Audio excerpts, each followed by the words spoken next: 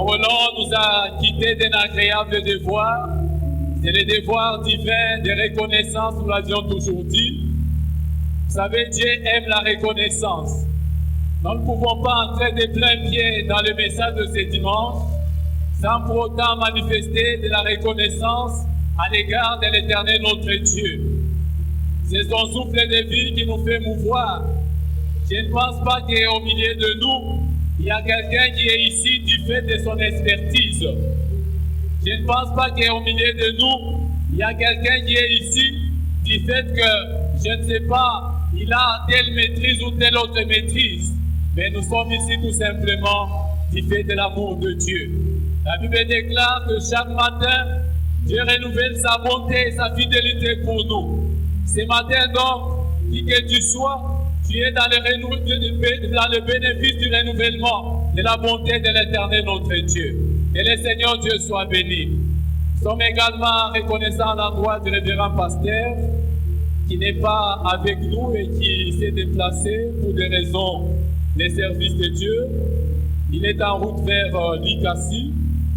Nous sommes également reconnaissants à l'endroit de toute son équipe, sa ceinture. Nous sommes reconnaissants à l'endroit du modérateur qui a préparé le terrain. Reconnaissants également à l'endroit de vous tous qui êtes là. Que le Seigneur Dieu vous bénisse. Nous voulons nous remettre à la lecture de la parole de Dieu. Nous avons 3 lectures sélectives tirées dans la Bible. La première lecture, elle est dans Ézéchiel 37. Et nous avions compris qu'Ézéchiel 37 est comme le message du temps. Parce que le message, le bon message, c'est le message qui vient avec le temps de Dieu. C'est ce message-là qui est bon. Alors Ézéchiel 37, 1, et nous allons faire une lecture en tambourou dont nous lisons 1, nous sautons, nous lisons également le 7e verset. Après ça, nous allons lire également Amos 3, le 8e verset. Je reprends. Nous avons Amos 3, le 8e verset. Nous avons également Job 1, le 9e verset. Alors, nous allons nous tenir debout, selon la coutume cultivée ici chez nous, à l'église du plein évangile de la grâce, pendant que nous faisons la lecture. La main de l'Éternel fut sur moi, et l'Éternel me transporta en esprit, et me déposa dans les milieux d'une vallée remplie d'ossements. Nous prenons 7. J'ai prophétisé selon l'ordre que j'avais reçu, et comme j'ai prophétisé, il y eut un bruit, et voici il se fit un mouvement, et les os s'approchèrent les uns des autres. Bien-aimés, nous pouvons nous rasseoir. Nous lisons Job chapitre 1er, et nous disons le 8e, le 9e et le 10e verset. L'Éternel dit à Satan, as-tu remarqué mon serviteur Job? Il n'y a personne comme lui sur la terre. C'est un homme intègre et droit, cria Dieu, se détourna du mal. Et Satan répondit à l'Éternel, est-ce une manière désintéressée que Job craint Dieu? Ne l'a-t-il pas protégé, lui, sa maison et tout ce qui est à lui? Tu as béni l'œuvre de ses mains et ses troupeaux couvrent le pays.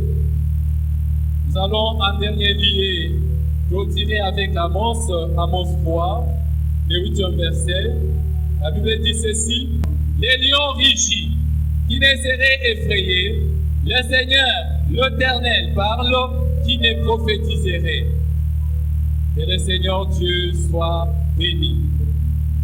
Nous venons de faire la lecture dans le livre d'Ézéchiel. C'est ça la lecture principale. À cette lecture est associée d'autres lectures dont nous venons de faire les lectures ici. Ici, c'est Ézéchiel qui est en train de parler. Ézéchiel dit ceci. Il dit que la main de l'Éternel fut sur moi. Il dit que la main de l'Éternel fut sur lui. Ce n'était pas la main d'un homme, mais c'était la main de l'Éternel qui fut sur Ézéchiel. Alors il dit, l'Éternel me transporta en esprit. Et quand l'Éternel l'a transporté en esprit, L'Éternel l'a amené sur une vallée d'ossements desséchés. Cette vallée-là était remplie d'ossements desséchés. Les eaux étaient complètement secs. Et ce qui intéresse mon esprit ici, c'est ce que Ézéchiel dit ici. Il dit, l'Éternel me transporta en esprit. Pourquoi est-ce que l'Éternel Dieu a transporté Ézéchiel en esprit? L'Éternel me transporta en esprit. L'Éternel Dieu a transporté Ézéchiel et il l'a placé dans la zone de la spiritualité. Ce n'était pas charnellement que ces choses s'est passées ici, bien-aimés dans le Seigneur. Ces choses s'est passées dans la spiritualité. L'Éternel Dieu a transporté Ézéchiel. Il l'a élevé. Il l'a placé dans la zone de la spiritualité.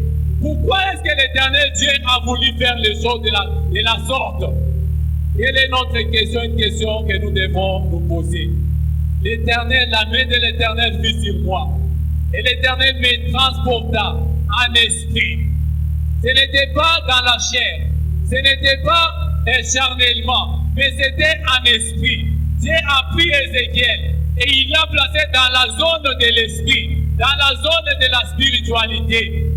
Bien-aimés, vous savez, il y a beaucoup de gens qui négligent les questions de l'esprit. Et du fait que l'on néglige les questions de l'esprit, cela a comme corollaire, c'est que nous sommes toujours surpris désagréablement. Amen. Nous sommes surpris toujours désagréablement parce que nous négligeons les questions de l'esprit. Ésaü avait négligé cette question de l'esprit. Quand son frère lui a dit de lui donner les droits d'aînesse, lui a dit, mais qu'est-ce que m'importe les droits d'aînesse? J'ai faim, je vais simplement manger. Il néglige les questions de l'esprit. Beaucoup de gens d'entre nous négligent les questions de l'esprit. Or, Job dit ceci, en réalité, dans l'homme, c'est l'esprit. Tel que tu es là, en réalité, en toi, c'est d'abord l'esprit. Mais Ésaü a dit que m'importe les droits d'aînesse. Il néglige les questions de l'esprit. Dieu transporte Ézéchiel. Il est place dans la zone de l'esprit, dans la zone de la spiritualité. Parce que c'est à ce niveau-là que les choses se passent. C'est à ce niveau-là qu'il y a la vraie signature. C'est à ce niveau-là qu'il y a les vrais sauts. Alléluia. Dis à ton frère, à ta sœur, c'est dans les niveaux de la spiritualité où il y a les vrais sauts, où il y a la vraie signature. C'est à ce niveau-là qu'il y a la vraie décision. C'est à ce niveau-là que les grandes questions se traitent, les niveaux de la spiritualité. La main de l'Éternel fut sur Ézéchiel et Dieu a transporté Ézéchiel, l'a placé dans la zone de la spiritualité. J'ai toujours dit que la vie virtuelle, elle est plus colorée que la vie réelle. Beaucoup de gens sont surpris désagréablement parce qu'ils négligent la question de l'esprit. Ils négligent la question de la spiritualité. C'est pour cette raison que les gens ne savent même pas respecter les hommes de Dieu. Parce qu'ils pensent que le travail que les hommes de Dieu font, ou les travaux que les hommes de Dieu font, ce sont des travaux qui ne sont d'aucune importance. Voilà pourquoi on néglige. Dieu, pour traiter avec Ézéchiel, Dieu a pris Ézéchiel, il l'a placé dans la zone de la spiritualité où les grandes questions sont débattues, où les grandes décisions sont prises. Les grandes décisions sont prises à ce niveau-là. Je ne sais pas, tel que nous sommes ici, ce que les sorciers ont dit la nuit à ton sujet, au sujet de ta femme, au sujet de tes enfants. Ils ne les font pas charnellement, ils ne les font pas dans la zone de la chair, mais ils les font dans la zone de la spiritualité. Comme Dieu a pris Ézéchiel, il l'a transporté, il a pris sa main, il a mis cette main ici sur Ézéchiel et il a transporté Ézéchiel dans la zone de la spiritualité. Combien de gens négligent les songes? Combien de gens négligent les visions qu'ils voient? Combien de gens sont négligents à ces sujets-là? Et pourtant, c'est très important. C'est très capital, mon frère. Tu ne dois pas négliger ces choses-là. La main de l'Éternel fut sur Ézéchiel. L'Éternel a transporté Ézéchiel dans la zone de la spiritualité. Et il a commencé à traiter avec lui à ce niveau-là. À ce niveau-là, l'Éternel a commencé à traiter avec Ézéchiel. C'est pour cette raison que vous allez voir que quand Dieu était en conversation avec Satan, je voudrais vous poser une question. C'était dans la chair ou c'était en esprit? C'était en esprit. Ce n'était pas dans la chair. Dieu a commencé, Dieu a parlé à Satan. As-tu remarqué mon serviteur Job? Il est un homme droit. Il est un homme intègre. Il est craint Dieu. Satan dit, est-ce de manière désintéressée que Job est craint? Ne l'a-t-il pas protégé lui, sa maison et tout ce qui est à lui? Ose seulement toucher tout ce qui lui appartient là. Nous allons voir si Job ne va pas, n'est-ce pas, te réveiller. Et l'Éternel Dieu a donné l'ordre. Mais il n'a pas donné l'ordre à Satan de toucher simplement à l'âme de Job. Et il fallait voir comment est-ce que la vie de Job était devenue misérable. Il fallait voir pendant combien de temps simplement que Job est devenu malheureux. Tout simplement parce qu'il y a des questions de l'esprit qui se passent. Tu négliges les questions de l'esprit. Tu as eu un songe, mais tu n'as pas discerné ces songes-là. L'Éternel Dieu t'a donné une vision, mais tu n'as pas discerné cette vision-là. Job était là. Il ne savait pas qu'au niveau de l'esprit, il y a des questions qui se traitaient à son sujet. Il a tout simplement commencé à constater une série de problèmes, une série de dégâts. Mais la cause de cette série-là de dégâts était une cause qui était spirituelle. Bien-aimés, en tant qu'enfants de Dieu, nous n'avons pas à négliger les questions spirituelles. Nous n'avons pas à négliger les questions de l'esprit. Job était là, mais Satan était en conversation avec Dieu. Cela s'est passé en esprit. Pendant que cela s'est passé en esprit, les choses ont commencé à se passer désagréablement dans la vie de Job. Beaucoup de gens négligent cette question. Alors quand la main de l'Éternel fut sur Ézéchiel, qu'est-ce qui s'est passé? Dieu a dit ceci. Il parle à Ézéchiel. Est-ce que ces eaux ici peuvent-ils revivre? Ces eaux ici peuvent-ils vraiment avoir la vie en eux? Ézéchiel répond à Dieu, il dit, tu le sais toi-même. Alors Dieu dit à Ézéchiel, prophétise sur ces ossements desséchés. Alors les thèmes sur lesquels nous allons devoir parler ce matin portent sur la puissance qu'il y a dans le fait de prophétiser. La puissance qu'il y a dans le fait de prophétiser. Voilà les thèmes sur lesquels nous allons devoir développer des avis et considérations. La puissance qu'il y a dans le fait de prophétiser. Dieu savait que quand quelqu'un prophétise, il y a une puissance qui découle du fait de prophétiser. Voilà pourquoi Dieu a demandé à Ézéchiel de prophétiser. Parce que quand on prophétise, on laisse libérer la puissance. Pas n'importe quelle puissance, la puissance de Dieu.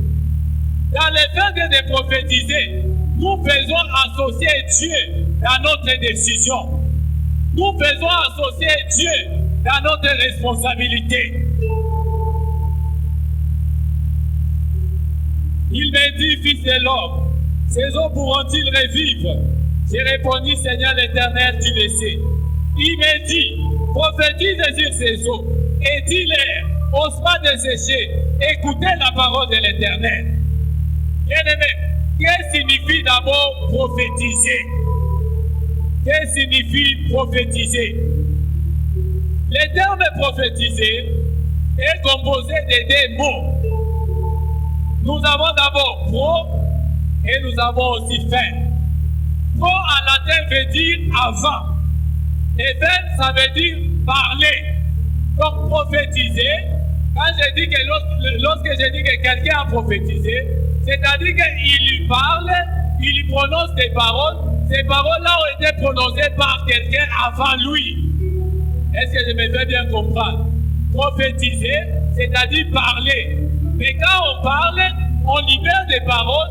Ces paroles-là qui sont libérées ont été d'abord prononcées par quelqu'un d'autre avant. Mais c'est quelqu'un-là d'autre n'est pas n'importe qui.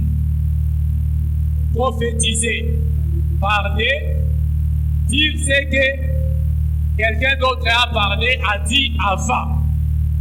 Ton père peut avoir dit quelque chose avant toi. Ta mère peut avoir dit quelque chose avant toi. Cela peut ou ne pas avoir d'impact. Mais quand nous parlons de prophétiser ici, c'est lui qui prophétise, il parle, il dit une parole, il libère une parole qui a été prononcée avant d'abord par Dieu. Dieu a prononcé une parole, maintenant c'est lui qui vient prophétiser, il vient parler, il vient marcher dans la parole que Dieu avait libérée. Est-ce que je suis en train de me faire comprendre? Et le Seigneur Dieu nous bénisse. C'est ce que nous avons lu dans Amos 3, le 8e verset. La Bible dit ceci: les lions rugissent, qui les seraient effrayés? Le Seigneur l'Éternel parle, qui ne prophétiserait pas? Ça veut dire quoi? Pour que l'on puisse prophétiser, il faut que Dieu puisse d'abord préalablement avoir parlé. Si Dieu n'a pas encore préalablement parlé et vous prophétisez, là ce n'est pas prophétiser. Nous sommes en train d'expliquer les choses, de les éclairer sur la base des Écritures. Il dit: si l'Éternel Dieu ne parle pas, qui prophétiserait? Donc à la base de la prophétie, il y a d'abord la parole de l'Éternel. À la base de la prophétie, il y a d'abord l'Éternel Dieu qui a parlé. Si l'Éternel n'a pas encore parlé et vous parlez, vous n'avez pas prophétisé. Est-ce que je me fais bien comprendre? Si l'Éternel Dieu n'a pas parlé, mais vous parlez, vous n'avez pas encore prophétisé. Vous avez prophétisé si l'Éternel a parlé et qu'après que l'Éternel a parlé, vous venez aussi parler. Et quand vous parlez, vous reconduisez les paroles de l'Éternel. Gloire au Seigneur. Quand je prophétise, je reconduis les paroles de l'Éternel. Si l'Éternel les parle, il prophétiserait. Vous voyez, à partir de cette étude étymologique, nous comprenons au regard des Écritures que nous venons de voir ici. Prophétiser, c'est parler, c'est que quelqu'un d'autre a parlé avant. Et celui qui a parlé avant, ce n'est pas n'importe qui. Celui qui a parlé avant, c'est notre Dieu. Dieu a dit quelque chose.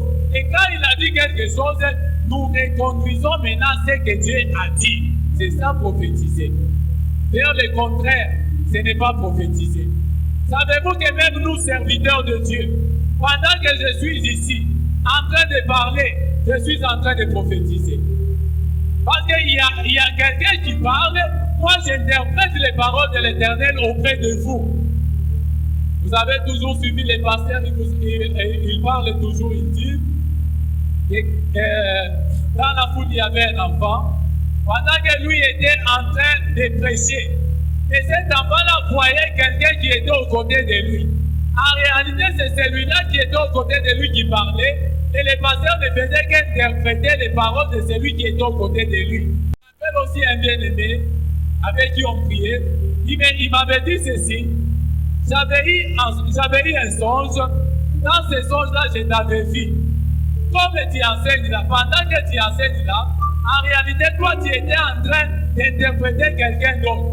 C'est ça prophétiser. Donc, enseigner, c'est reproduire, reconduire les paroles qui viennent d'un maître. Et les paroles qui viennent de notre maître, c'est Dieu. Notre maître, c'est Dieu. Alléluia. Si l'Éternel ne parle, qui prophétiserait?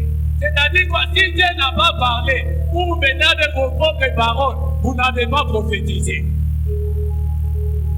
Alors, Dieu a commencé par parler. Même dans les cas d'espèces ici, dans les cas d'Ézéchiel, Dieu a parlé. Alors Ézéchiel avait l'obligation de reconduire les paroles de Dieu. Voilà l'obligation qu'Ézéchiel avait. Reconduire les paroles de Dieu. Parce que là, il ne s'agit pas des paroles d'un homme, mais il s'agit des paroles de Dieu. Alors Ézéchiel devrait reconduire les paroles de Dieu. C'est lui qui prophétise. Il ne prophétise pas pour le simple plaisir de prophétiser. On prophétise parce qu'on a foi. L'apôtre Paul dit ceci: j'ai écrit, voilà pourquoi j'ai parlé.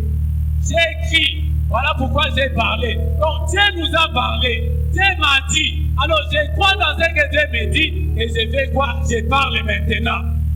Dieu a parlé à Ézéchiel. Quand Dieu a parlé à Ézéchiel, Ézéchiel devrait faire quoi? Il devrait croire dans ces paroles-là. La Bible dit que c'était des ossements desséchés. Les os étaient complètement secs. Donc Ézéchiel devrait d'abord croire dans la parole de Dieu, que ces ossements-là allaient revivre, que ces ossements-là allaient recevoir la vie. Il allait d'abord croire, accepter, et quand il allait accepter, alors à ce moment-là, il allait prononcer, il allait prophétiser, il allait parler, il allait libérer des choses. Si l'Éternel ne parle pas, qui prophétiserait?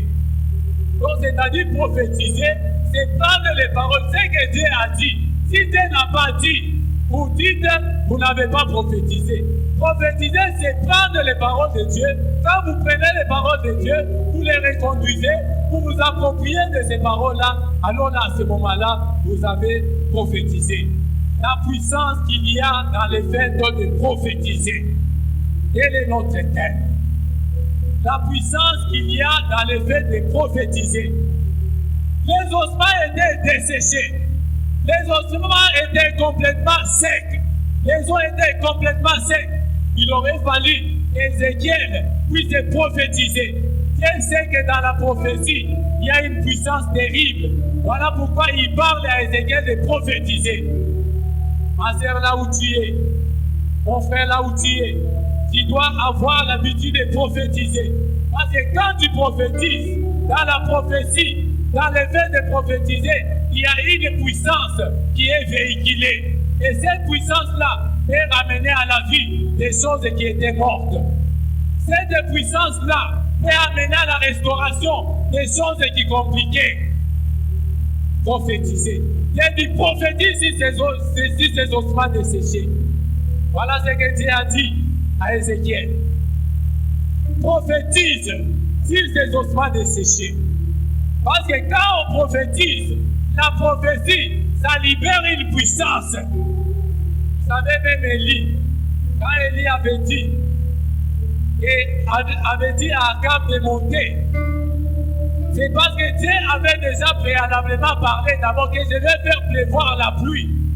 Quand vous lisez dans 1 roi 18, le premier verset, avant d'arriver au 41e verset, Dieu parle, ainsi parle l'Éternel Dieu à Élie.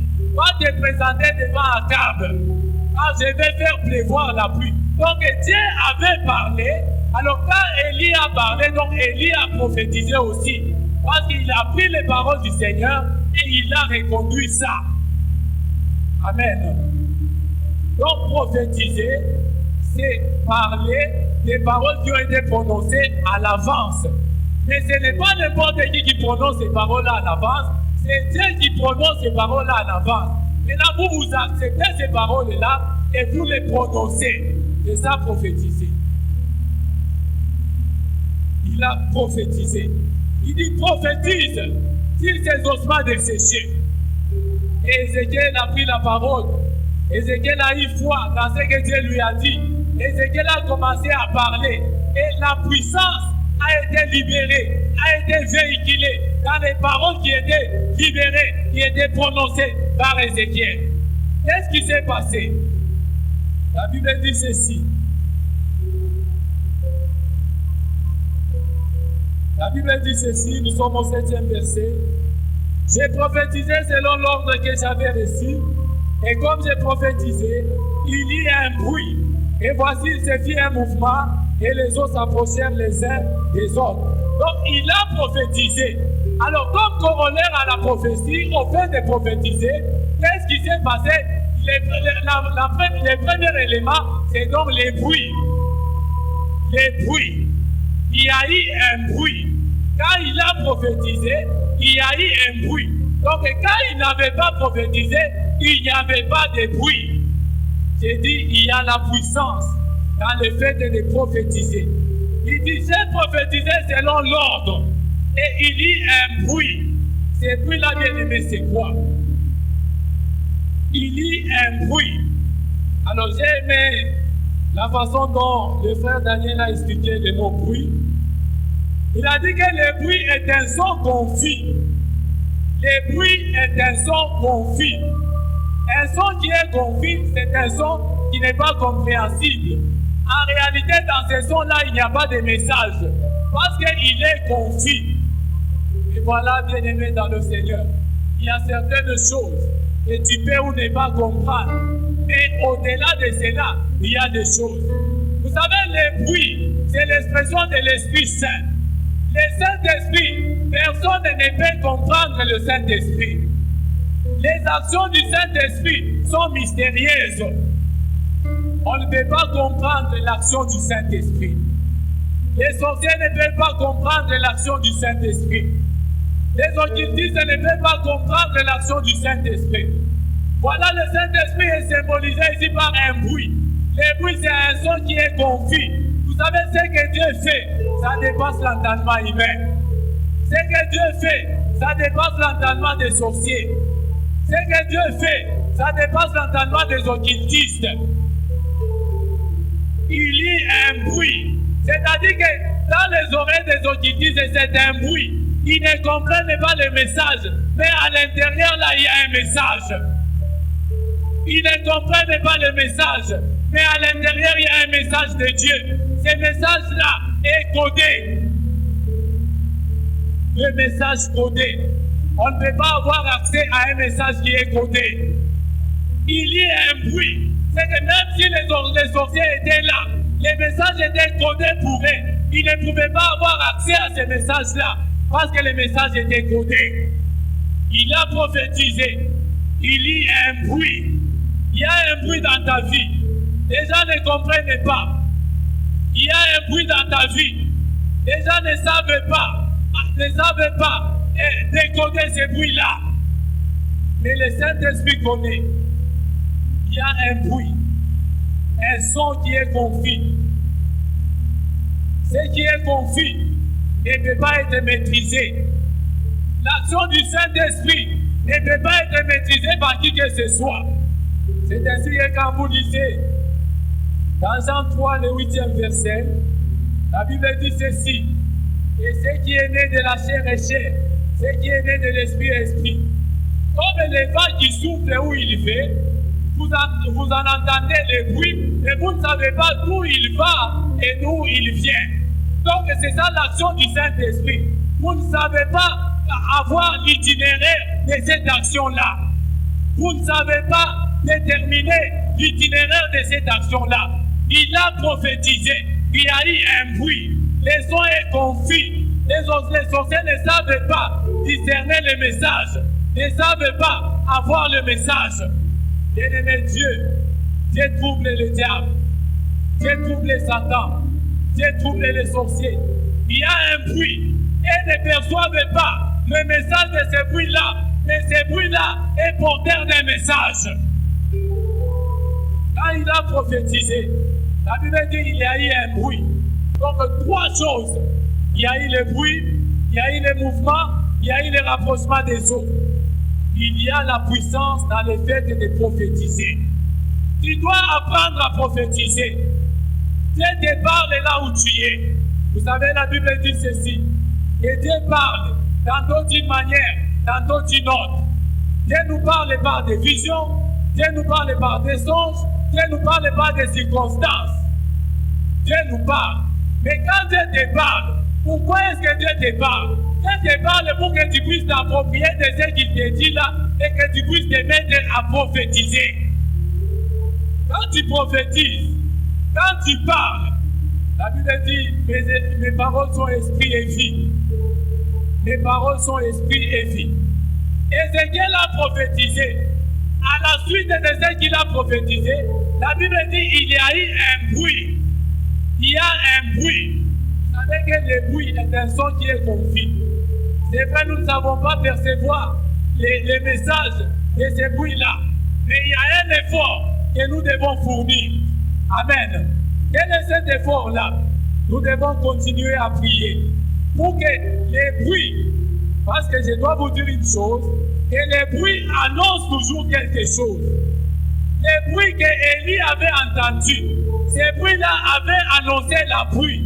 Je ne sais pas là où tu es, les bruits que tu entends, ces bruits-là annoncent quoi dans ta vie? Est-ce le travail? Est-ce le mariage? Est-ce l'élévation? Quel est le message de ton bruit? Le bruit, il est bien sûr confus, mais il doit se définir dans ce qu'il annonce. Le bruit d'Élie s'est défini dans la pluie. Mais ton bruit à toi va se définir en quoi? Le bruit est là, mais il ne doit pas se limiter seulement au bruit. Il doit se définir. Le bruit se définit dans ce qu'il annonce. Le bruit qu'Élie avait entendu, ce bruit-là avait annoncé la pluie, et la pluie s'est définie dans ce bruit-là. Et je voudrais dire ceci, nous ne devons pas seulement nous limiter au bruit, mais nous devons faire tout pour que les bruits puissent définir ce qui nous annonce. Parce que les bruits spirituels annoncent toujours quelque chose. Les bruits spirituels annoncent toujours quelque chose. Les bruits là que tu as entendus, ils t'annoncent quoi? Ils t'annoncent quoi ces bruits-là? Et les bruits de l'esprit annoncent toujours quelque chose. Alors pour cela, même quand Élie avait entendu ces bruits-là, qu'est-ce qui s'est passé? La Bible dit ceci. Et Élie est allé prier. Pendant qu'il a dit à Akab, monte, mange et bois, car j'entends un bruit, lui il est allé prier. Nous devons prier, bien-aimés, pour que les bruits que nous avons entendus puissent se définir dans les messages que Dieu nous a annoncés, dans les messages qu'il annonce. La prière, c'est quelque chose de très important. Il faut prier. C'était à la 3e année que Élie a eu ce message. Dieu lui a dit que je vais te présenter devant Akab. Je vais faire pleuvoir la pluie. C'était à la 3e année, quand vous lisez la parole de Dieu. Mais la pluie est liée après 3 ans et 6 mois. C'est-à-dire quoi? Pendant tous ces 6 mois, Élie ne faisait que prier. Il croyait dans les bruits qu'il avait entendus. Il savait que même s'il est confus, il est confus parce que nous ne pouvons pas saisir le message de Dieu. Il est confus parce que ce que Dieu fait dépasse notre entendement. Mais il devrait toujours se mettre à prier jusqu'à ce que ces bruits-là puissent se définir dans ce qu'il avait annoncé. Élie a commencé à prier. Élie a continué toujours à prier. Même quand il a dit à son serviteur d'aller regarder, il va, il regarde, il n'y a rien. Il rentre, il dit va encore regarder. Il va, il regarde, il n'y a rien. Ce n'est qu'à la 7e fois, quand le serviteur a regardé, maintenant il voit quelque chose. Après, le ciel s'est obscurci et il y a eu une grande pluie. Alléluia. Tu dois prier pour que ces bruits-là que tu as entendus puissent se définir dans ce que ces bruits-là annoncent. Parce que les bruits annoncent toujours quelque chose. Les bruits annoncent toujours quelque chose. Il faut continuer à prier. Bien-aimés dans le Seigneur, c'est quelque chose de très important. Nous devons continuer toujours à prier. Quand il a prié, quand il a prophétisé, il y a eu un bruit. Après le bruit, qu'est-ce qu'on a dit? Après le bruit, il y a eu un mouvement. Le mouvement, c'est quoi? Le mouvement opère les déplacements. Le mouvement opère la locomotion. Quand tu prophétises, ce que Dieu t'a dit est en marche. Quand tu prophétises, ce que Dieu t'a dit est en marche. Donc la prophétie, le fait de prophétiser, fait marcher quelque chose dans ta vie. Il y a des choses que Dieu t'a promises. Et tu dois prophétiser par rapport à ce que Dieu t'a dit. Quand tu prophétises par rapport à ce que Dieu t'a dit, ce que Dieu t'a dit là va se mettre en marche, va se mettre en mouvement, Parce qu'il a dit ceci, et quand j'ai prophétisé, il y a eu un bruit. Après ce bruit-là, il y a eu un mouvement. Après ce bruit-là, il y a eu un mouvement. Après le mouvement, il y a eu les rapprochements des eaux. Bien-aimé dans le Seigneur, je vais te dire ceci, que le Saint-Esprit de Dieu organise tout ce qui est en nous pour nous localiser. Le Saint-Esprit organise tout ce qui est en nous pour que cela nous parvienne, pour que cela nous atteigne. Voilà le travail de l'Esprit Saint. Il y a eu les bruits. Après les bruits, c'était les mouvements. Après les mouvements, c'était les rapprochements des eaux. Ces eaux-là qui se sont rapprochées, ils ne se sont pas rapprochés en désordre. Ça veut dire quoi? Si c'était les eaux de Kassongo se sont mis ensemble à l'endroit de Kassongo. Si ce sont les eaux de Tchaloué, les eaux de Tchaloué se sont mis ensemble à l'endroit de Tchaloué. Donc les eaux ont localisé Tchaloué. Les eaux ont localisé la personne concernée. Bien-aimé, il y a des choses que Dieu a prévues pour nous. Il faudrait que le Saint-Esprit puisse les organiser pour que ces choses-là nous parviennent. Il faudrait que le Saint-Esprit puisse les organiser pour que ces choses-là puissent nous localiser, puissent nous toucher. Il fallait l'osement dessécher. Il aurait fallu qu'Ézéchiel puisse se mettre à prophétiser. Il aurait fallu qu'Ézéchiel puisse se mettre à parler. Et quand il parle, il croit dans la parole de Dieu. C'est Dieu qui a parlé le premier. Et lui prend la parole après. La Bible dit que l'exécuteur de la parole est puissant. L'exécuteur de la parole est puissant. Donc mon problème à moi, c'est de croire dans ce que Dieu m'a dit.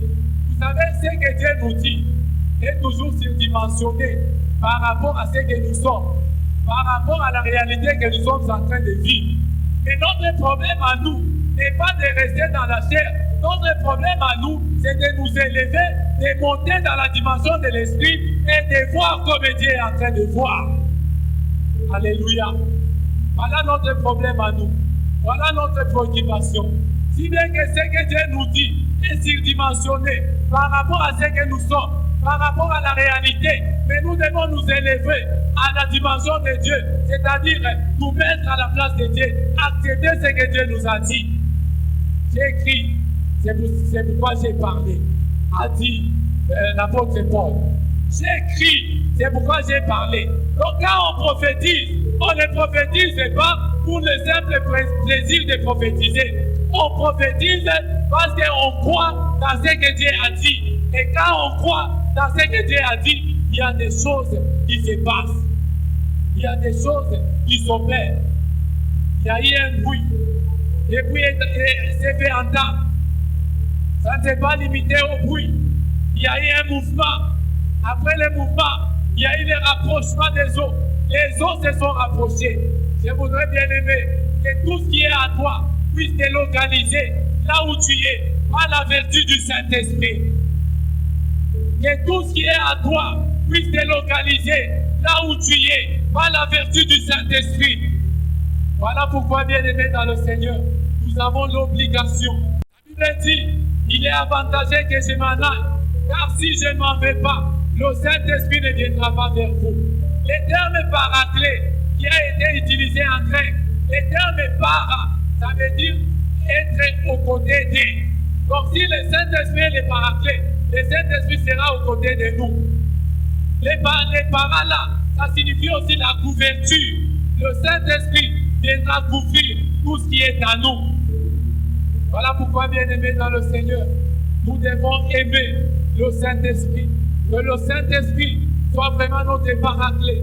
Qu'il soit là pour couvrir tout ce qui est en nous. Parce que si le Saint-Esprit couvre tout ce qui est en nous, le diable ne pourra rien.